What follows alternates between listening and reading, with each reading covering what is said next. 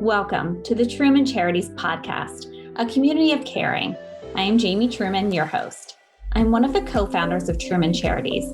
Our organization has raised over $1 million for several different charities as we share our message of helping others and paying it forward.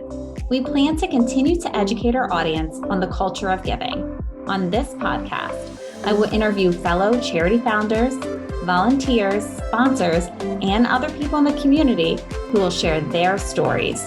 You will hear and be inspired by their selflessness and passion for helping others. Welcome to another episode of A Community of Caring. My guest today is a husband, new father of a 6-month-old, educator, motivational speaker, and author of the series Crunchy Life, Glen Mourning. Glen, how are you? I'm doing well. Thank you so much for having me on tonight. Oh my gosh, thank you. I mean, I'm sure a lot of people that are listening already know all about you because you've been on ABC, NBC, Fox 5 DC, Glen, you're everywhere. So for anyone that doesn't know about you and hasn't heard any of your great motivational speaking or read your wonderful Crunchy Life series, can we tell me a little bit about you and your background and why you decided to create this series? No, sure. I want to start off by just briefly saying that, anytime you have an opportunity to spread positivity, I think the world has a funny way of giving you that opportunity, right? There's a lot of negative things happening just around our country and in the world in general.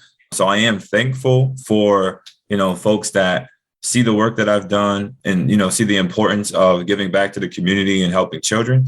And that's pretty much basically where my story started, right? I was an 8-year-old boy who was living in, subsidized housing back in Connecticut in the early 90s. And, the only people that seemed to really care about much of my development, unfortunately, were not necessarily my family members, but they were classroom teachers, coaches, and folks that were kind of, volunteering their time as opposed to those who should have been primary in my life. So, I grew up understanding that this concept of it takes a village to support children in need. I take that to heart every single place that I go, every school that I have an opportunity to visit. And it's just, it's become a part of who I am. And for the last 13 years now, I've been a classroom teacher. For the majority of my professional career, I've been a reading teacher. And the main reason for that is simply because when I was that 8-year-old boy going into 3rd and 4th grade, reading was such a challenge for me that it almost shut me down from trying anything else in life. So, I had a mentor and I had classroom teachers who really focused on, getting to know who I was first as a kid and as a human being to the point where I really felt that they cared for me enough to where the least thing I could do is try my hardest with a book or with a worksheet, to pay them back for how much they were giving me and my siblings at the time. So former college football player, I wasn't necessarily, a star player, but the life lessons that I learned from the football field definitely transitioned into the classroom and have become a part of my approaches for teaching and things like that. So, there's a lot more to the story, but I think those are some of the most important takeaways. When I hear you talk about, your upbringing and your time in school, you keep mentioning that, you had mentors and teachers in school that really helped you and mold you to be the person that you are. Do you think that that's why you decided to be an educator yourself? Yeah, without a doubt. There were times where my family didn't even have a slice of bread in the house. And, coming to the aid of my mother's 5 children throughout our development as kids in Connecticut, teachers and, like I mentioned earlier, the youth football coaches and basketball coaches really stepped up to the plate to become like big brothers and in some cases like father figures. And, while some kids had the luxury of looking at like Michael Jordan or, Emmitt Smith during those times as like their heroes, I didn't really have time for that. So the people that were immediately impacting my life were naturally the classroom teachers, like a woman named Dr. Anna Rocco and Saren Seska, who are still in the Danbury community currently. So they were like my superheroes, right? Those were the people that I wanted to emulate and to become. And, teaching, again, in my professional opinion, I have friends that make a ton of money doing a lot of cool things. But when it comes to just an overall impact, becoming a teacher was the biggest achievement, aside from becoming, getting married and having my daughter and, but professionally, it's probably one of the greatest things that I could have chosen to do. When you're talking about this, the first thing that comes to mind, and I know that we're going to get into your series. Now, I was lucky enough to be able to get one of your books on Amazon, Every Point Counts. And I want to see, if you pull a little bit from your life, maybe into Crunchy's, because in here, Crunchy says that you were kind of like a father to me this year in school, Mr. Leroy, and not having a dad to help me with stuff. It kind of feels like I have one at school. Is that kind of remind you a little bit of you? Yeah. And I mean, it's ironic because there was a gentleman who I'm still in touch with. He's one of the fifth grade teachers at Haystown Elementary School back in my hometown. His name is Mr. Manweiler, Jim Manweiler. Mm-hmm. And we weren't necessarily, cut from the same cloth in particular. He's a white gentleman who middle-class family, and he wanted to teach because it was just kind of on his heart as opposed to, any other reason, I would say. He didn't have to do much of anything that he did for me, right? But he let me stay in the school's gym after dismissal. He, got permission from the school and from my family to make sure that he could drop me off at home, from time to time if no one was able to come pick me up from school.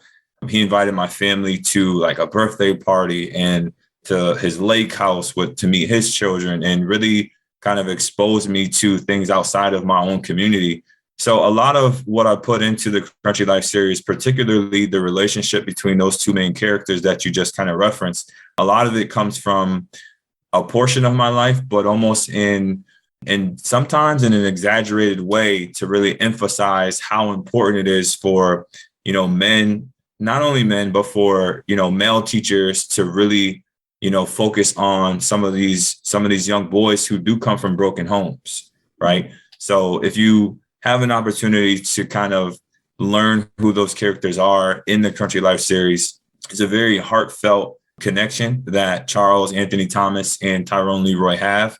And it is actually a bit more of what I wish I had for the entire time of my school age years, as opposed to just snapshots with, folks like Mr. Manweiler and my mentor Herman and some other guys that have come along the way. So can we get into how the Crunchy Life series started? Can you just start from the beginning? Yeah. So as a reading teacher in Washington, D.C., there were, if you're unfamiliar with urban education, which a lot of people are, unless you just, read kind of snapshots here and there on the news or see different posts about, the lack of achievement, perhaps. The first thing to recognize or to understand is that there are just so many other things that are vouching for the attention of brown and black children in urban environments, right? It came to my attention that my boys in my class, when I was working in DC across from Dunbar High School, there was this stigma that they didn't want to read, right? That they didn't enjoy reading, that they weren't like their counterparts across the highway in a Fairfax County or in Arlington County, where, children they jump at the opportunity to read books. But what I realized after interviewing kids for maybe like 2 or 3 months, it was just simply the fact that their reality wasn't reflected in the books that they were, provided with.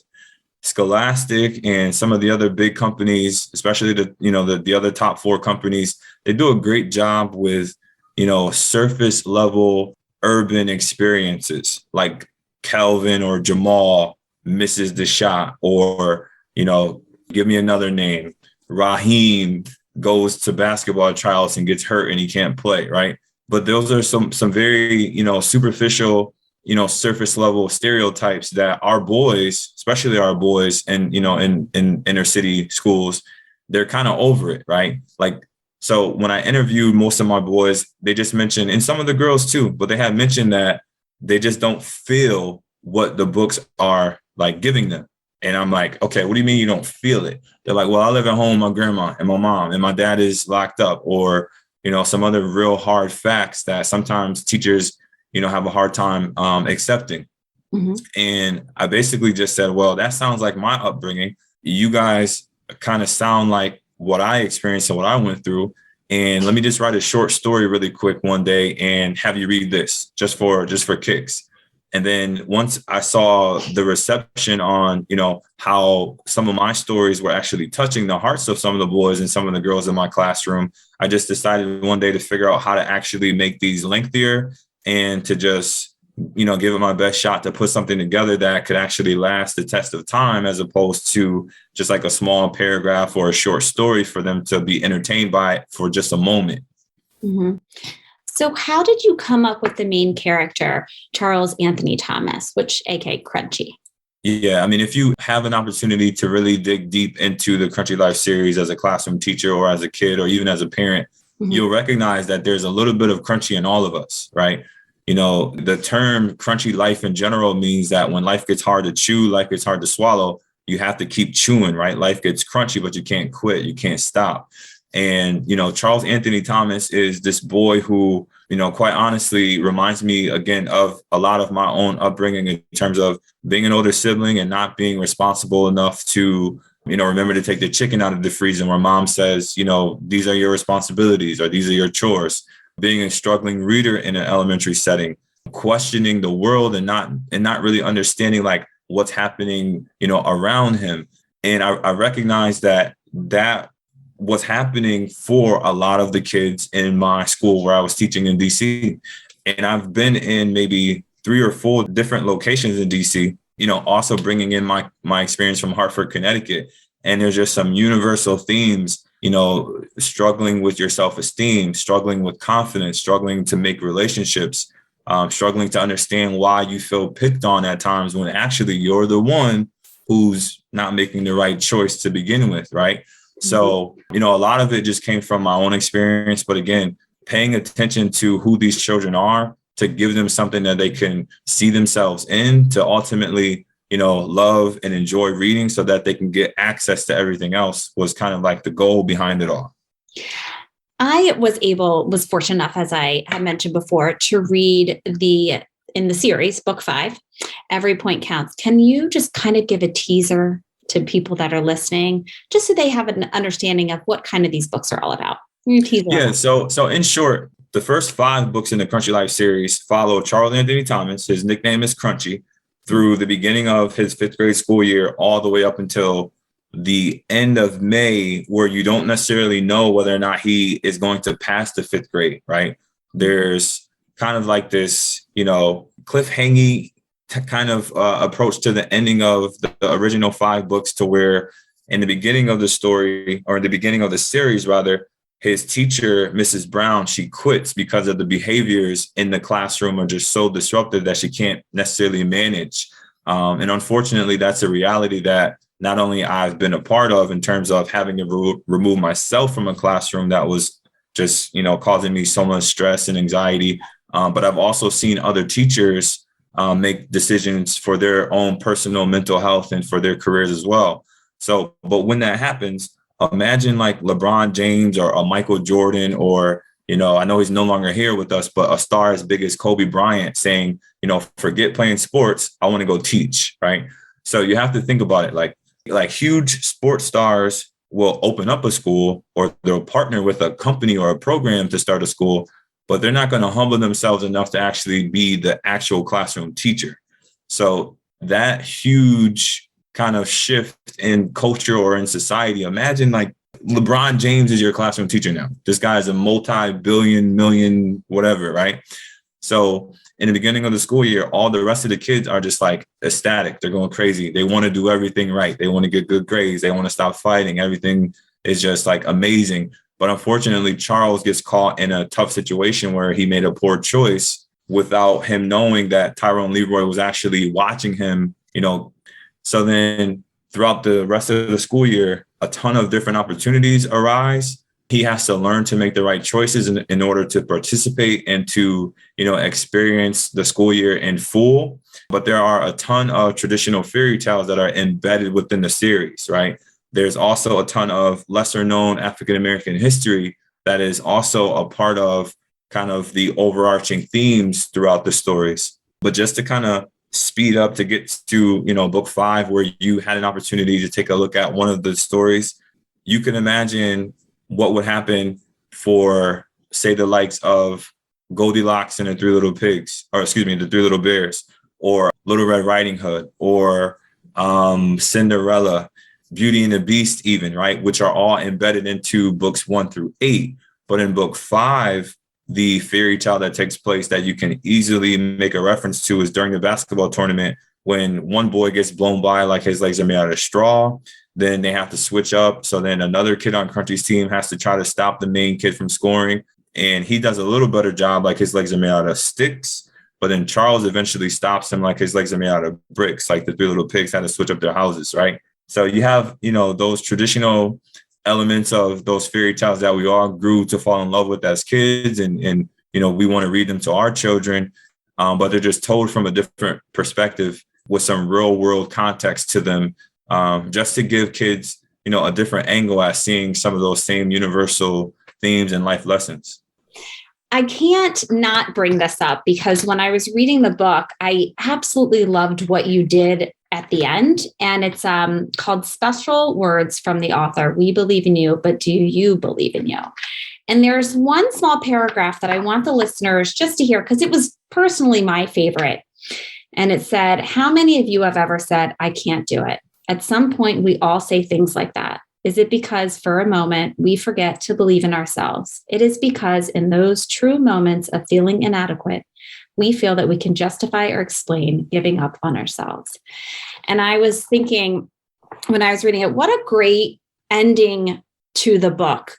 You summarize these life lessons to children. And actually, I was thinking in my head, a lot of adults should be reading this as well, right? And you speak to all children.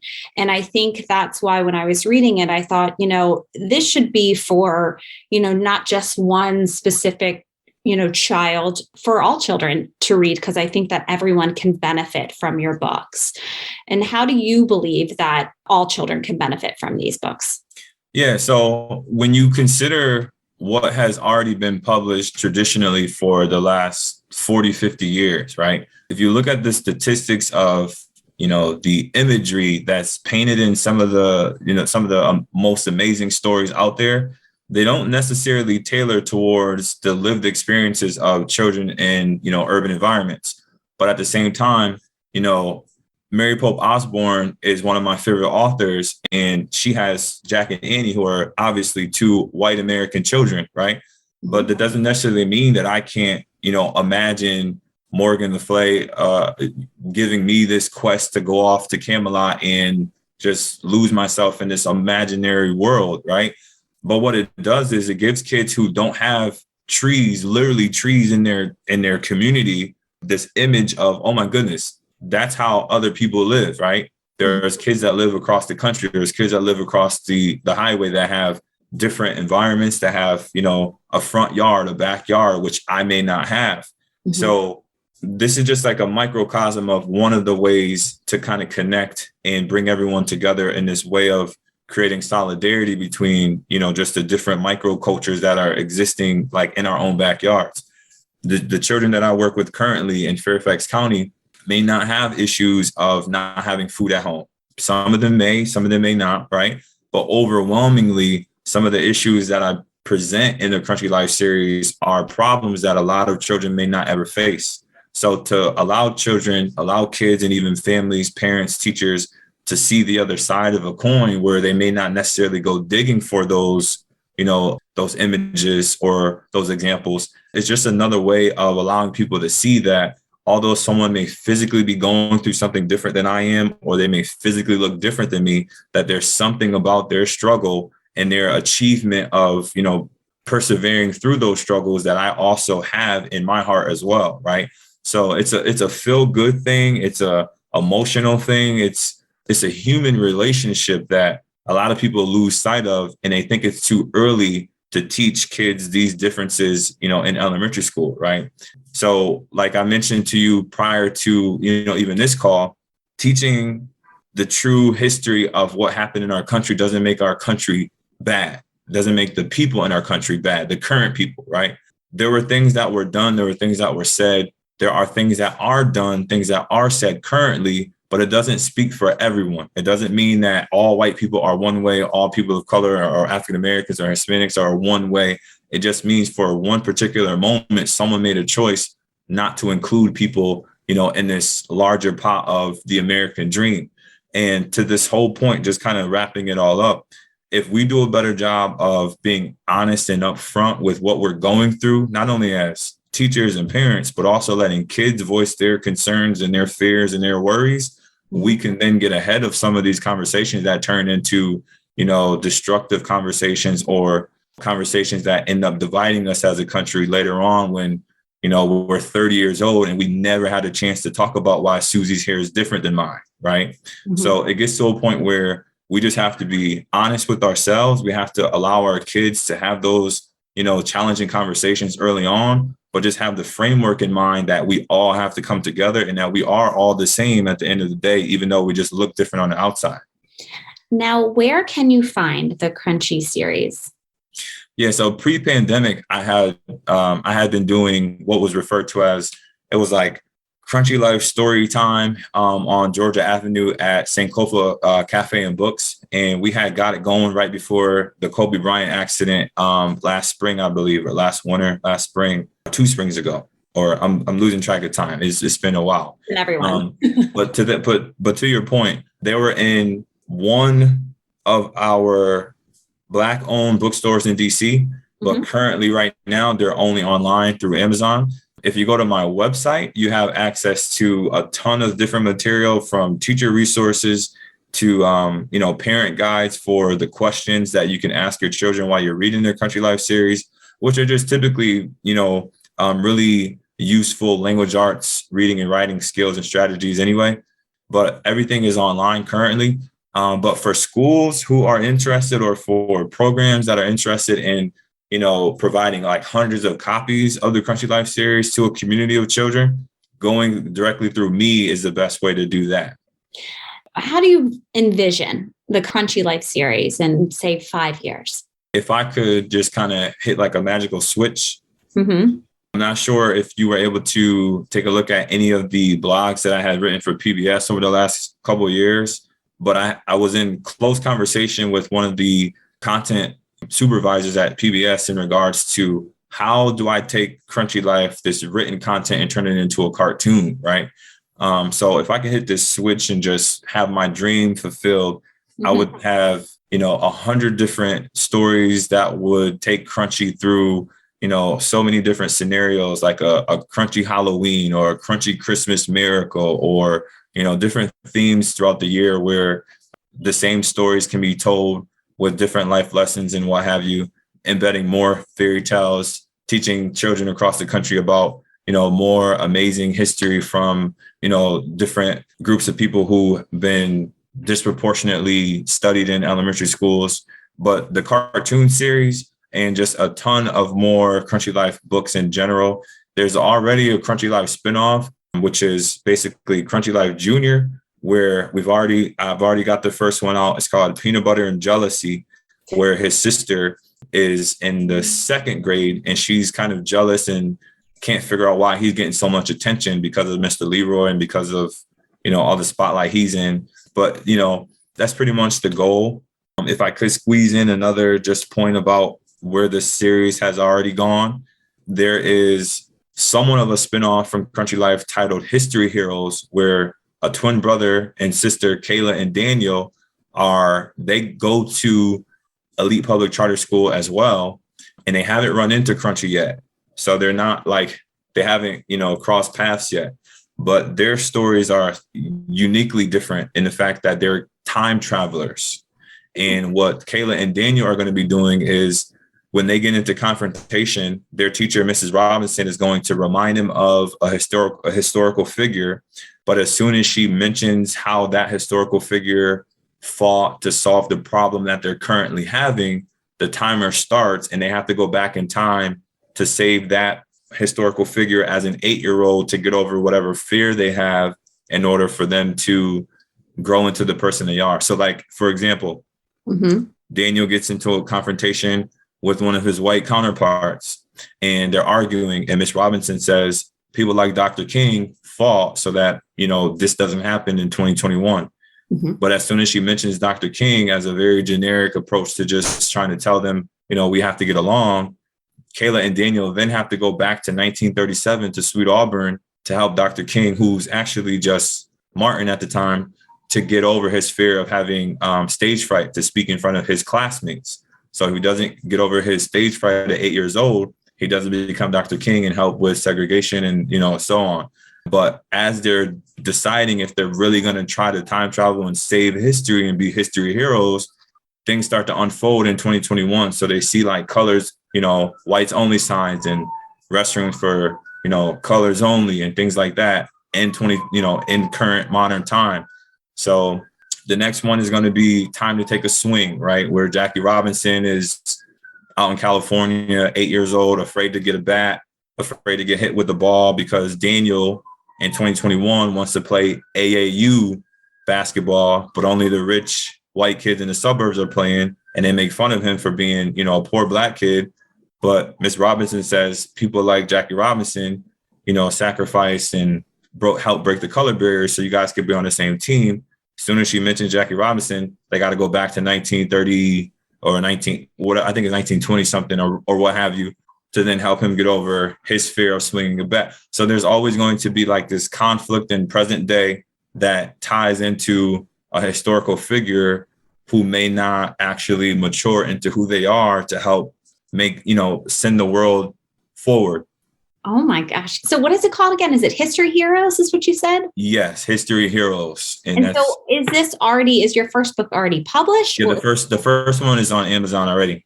Oh, fantastic. All right. So people I'm excited about it. You got me all into this. So, okay. So you can get that on Amazon. You can get the Crunchy series on Amazon.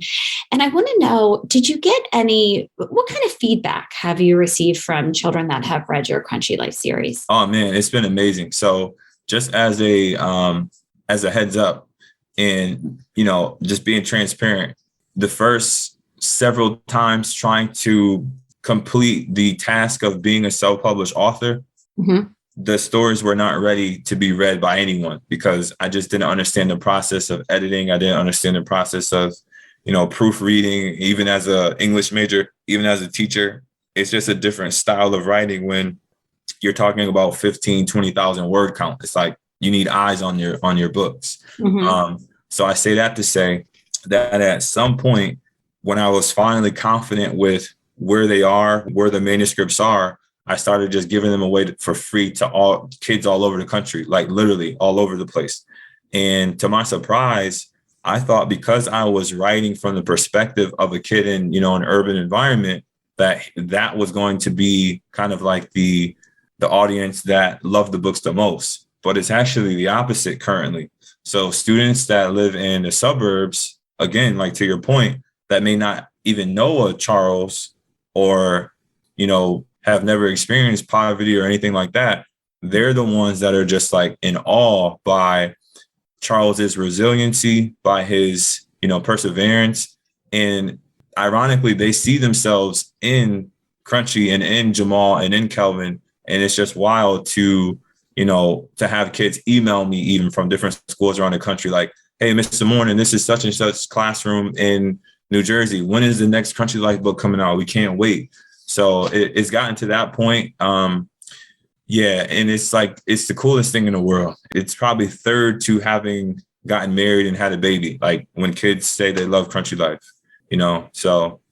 Since you've been an educator most of your life, what have you learned from being in the classroom from your kids? That kids need you everywhere, right? When I was working in DC, some of the needs are very clear. Right. You can physically see children that don't have clean clothes, or you can physically, see tears running down a child's face for whatever reason, whether it's, whether they're hungry, whether there's frustration, whether there's abuse that's a part of their experience. And when I transitioned to Fairfax County, I wasn't sure if I was going to have the same impact in terms of feeling like I was needed, to support a community. But in time, I realized that, again, regardless of a family's financial status or, achievements in regards to their social status or what have you, kids just need adults that are going to support them and to show up and mean what they say, regardless of, whatever else is going on in terms of the demographics behind them, right? So I've just learned that, over the last probably 10 years, if you aren't doing it for the right reasons, kids will show you that you're not doing it for the right reasons because they can tell whether they, gravitate towards you a certain way or if they respond to, you asking them to try harder on a different activity or a task. But one huge takeaway is that, again, if you provide children with something that they're interested in, they'll take it even further than you anticipated as a teacher, which is awesome to see because every year, I just feel like kids are getting smarter and smarter, whether it's technology, whether it's, finding better ways to provide them with opportunities to practice skills. But you mentioned something about, towards the end of every Country Life book, there's that message there. Sometimes the vocabulary is a little higher. Sometimes the readability is a little higher than it would be for a third, fourth, or fifth grader. But it's done with intention because of the fact that kids will step up to those challenges, right? If they don't know a word or if they can't understand a phrase or a sentence, they'll figure it out.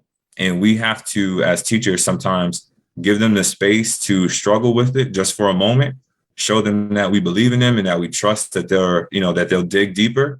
And they rise to the occasion every time.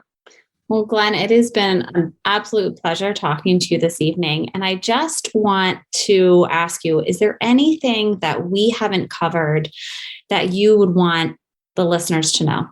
No, just one thing. If you do have teachers or parents that tune in from time to time, never make reading a punishment.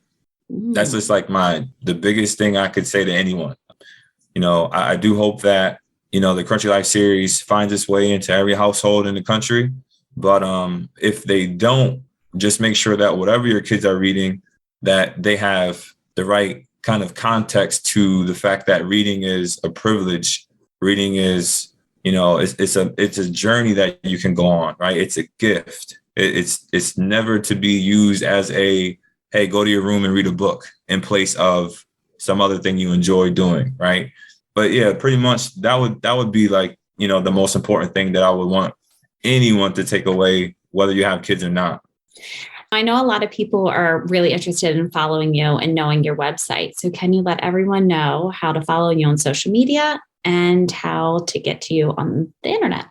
Yeah, everything is just Glen Mourning, Glen Mourning, Mourning. So I'm not really active on Twitter as much as some other folks, but, I participate in, retweeting some positivity from time to time. But for any of those social media platforms, everything is just Glen Mourning. So, our website where you can check out the Country Life series, check out any of the speaking engagements, where you can even message me directly, in regards to being interested in having me host, an author's reading or an author's visit or anything in particular when it comes to just uplifting children. It's just glenmourning.com. And, I get back to people as fast as possible on that platform also. And I would like to tell people to definitely go on your website like I did and watch your news segments because I think they're wonderful and you can really see what impact you have on kids because they go into the schools and they talk to some of the kids and how they felt after reading your book. So I think it'll be really great for everyone to check that out. And Glenn, thank you so much. I know that you are a very tired father, so you're taking out the time to talk to us. And I want to thank all of the listeners for tuning in to another episode of A Community of Caring. Until next time. If you would like to learn more about our organization, please follow us on Facebook at Truman Charities or Instagram at Jamie_Truman Charities, or check out our website, trumancharities.com. I hope you enjoyed listening and hearing stories of selflessness and caring. Thank you so much, and I will see you next time.